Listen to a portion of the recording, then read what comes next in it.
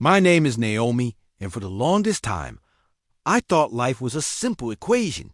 You work hard, you are kind to people, and in return, the world is kind to you.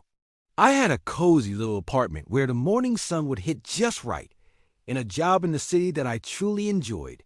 My life wasn't grand, but it was mine, and I was happy. I never imagined that in the blink of an eye, everything I had built could be taken away, not by a storm or a disaster, but by a simple lie. It happened on a Tuesday. I remember the air in the office felt heavy. My colleague Sarah had made a huge error on a client's account, costing the company a lot of money. When she realized what she'd done, panic took over. Instead of owning up to it, she changed a few entries in the system, shifting the blame squarely onto my shoulders. When our boss found out, he didn't ask questions. He didn't look at my years of good work. He just saw the red numbers next to my name. "Naomi, you're fired," he said, his voice cold and final. "Clear out your desk." Just like that, it was over. My career, my reputation gone. The job was my only source of income, so losing it meant I couldn't pay my rent. Within 2 weeks, an eviction notice was taped to my door. My home, my safe space, was no longer mine. I found myself sleeping on my friend's lumpy couch, my entire life packed into 2 cardboard boxes. The days turned into a painful, repeating loop of searching for jobs, going to interviews, and facing rejection. The moment they heard I was fired for misconduct, their smiles would fade, and the interview would abruptly end. It was so easy to feel the bitterness creeping in, to let anger become the only thing I felt. But I kept hearing my grandmother's voice in my head. "Kindness, Naomi, is a light you carry for yourself, especially when the world goes dark." So I held on to it. I helped my friend around her house. I used a little spare change. I had to buy a coffee for the old man who sat outside the library every day, and I forced myself to smile even when my heart was breaking.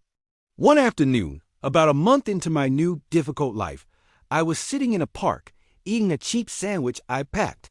And then I saw her. It was Sarah. She was on a bench across the way, just staring into space, with tears streaming down her face. A part of me, the angry, hurt part, wanted to get up and walk away, to leave her to the misery she created for me. But I couldn't. The woman in front of me wasn't a monster. She was just someone who had been scared and made a terrible choice. I walked over and quietly sat beside her. "Are you okay, Sarah?" I asked softly. She jumped, her eyes wide with shock and guilt when she saw it was me. Through her sobs, she told me that the truth had eventually come out and she'd been fired too.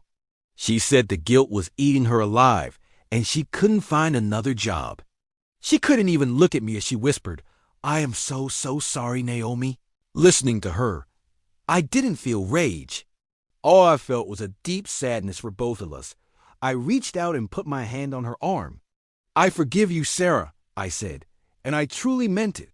We all do things we regret. The important thing is to learn from it. I broke my sandwich in half and offered her a piece. She took it, and we sat there together, 2 women whose lives had been turned upside down, sharing a simple meal in silence. What I didn't realize was that someone was watching. A man who had been sitting at an outdoor cafe nearby had seen the entire exchange. After Sarah left, he walked over to me. He was older, with a kind face and a thoughtful expression. "Excuse me," he said. "My name is Francis." I couldn't help but see what just happened. To forgive someone who hurt you so badly, and then to offer them your food. That's not something you see every day. I just shrugged, not knowing what to say. He continued, a small smile on his face. That kind of character, that resilience, is incredibly rare. I run a small company that invests in people, helping them start their own businesses. I believe in betting on good people, Naomi, and you are clearly a very good person. He handed me his card. I want to help you rebuild your life. Not with a handout, but with an opportunity.